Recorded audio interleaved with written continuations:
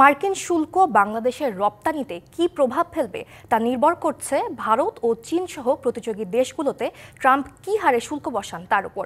রপ্তানিকারক ও বিশ্লেষকরা বলছেন বাড়তি শুল্কের কারণে ছোট হয়ে আসবে বাজার, বাড়বে প্রতিযোগিতা। বিশ্লেষকদের মতে বাজার সুবিধা পেতে বাংলাদেশ কি কি শর্তে রাজি হচ্ছে তাও প্রকাশ্যে আসা দরকার। একক দেশ হিসেবে বাংলাদেশের তৈরি পোশাকের সবচেয়ে বড় বাজার যুক্তরাষ্ট্র।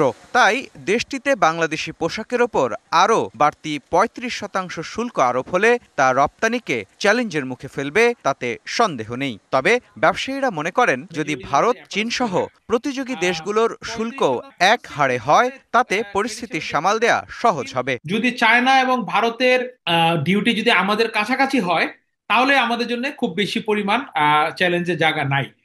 কিন্তু তাদের ডিউটি যদি আমাদের থেকে অনেকাংশে কমে আসে তাহলে সেটা তখন ভিন্নভাবে দেখতে হবে। কিন্তু আমাদের প্রোডাক্ট ডাইভার্সিফিকেশনের জন্য এটা একটি সমস্যা সৃষ্টি করবে। বিশ্লেষকরা মনে করেন ট্রাম্প প্রশাসনের বাড়তি শুল্কের কারণে দেশটিতে বাড়বে পণ্যের দাম, আর এতে শঙ্কা আছে বাজার সংকুচিত হওয়ার। এমনিতেই চায়না এবং ভিয়েতনামের ট্রেড এবং বিজনেস কস্ট লো, প্রোডাক্টিভিটি হাই বাংলাদেশের তুলনায়।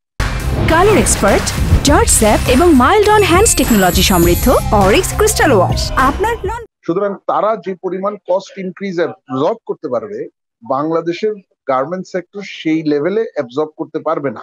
আমার মনে হয় এটাতে চিন্তিত হওয়ার বেশ কারণ আছে, তবে এখনই সব শেষ হয়ে যায়নি। যুক্তরাষ্ট্রের বাজারে কম শুল্ক দিয়ে ঢুকতে চায়, কিন্তু এটার জন্য যে কোনো রকম শর্ত গ্রহণ করাটাও কি আমাদের জন্য ভালো হবে কিনা সেটা কিন্তু আমাদেরকে মাথায় রাখতে হবে। এটার সঙ্গে অন্য কোনো সামরিক চুক্তির প্রতিবিধান আছে কিনা, অন্য কোনো রাষ্ট্রের সঙ্গে সম্পর্কের ক্ষেত্রে কোনো প্রভাব পড়বে কিনা, এগুলো যদি আমরা না জানি তাহলে কিন্তু এই দর কষাকষি থেকে আমাদের সুবিধা পাওয়ার কিন্তু কোনো ভালো আশা করা যাবে না।